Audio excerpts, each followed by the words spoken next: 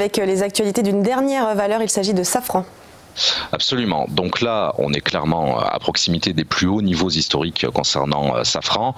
Donc concernant les deux objectifs, le premier, c'est vrai qu'il est à très très court terme. On est extrêmement proche de celui-ci. Il avait déjà été annoncé sur les 122,20 € l'action. Alors, il n'est pas forcément très intéressant parce qu'on est complètement collé à cette valeur-là. Le second, par contre, objectif qui m'intéresse beaucoup plus, est fixé sur les 124, c'est-à-dire juste en dessous de cet obstacle, cette résistance sur les 125 que l'on avait fixé, alors que le prix n'avait jamais été touché sur les 125, puisqu'encore une fois, on évolue à proximité des plus hauts niveaux historiques. Donc il s'agit de s'arrêter un petit peu avant, de cette valeur un petit peu ronde, un petit peu psychologique.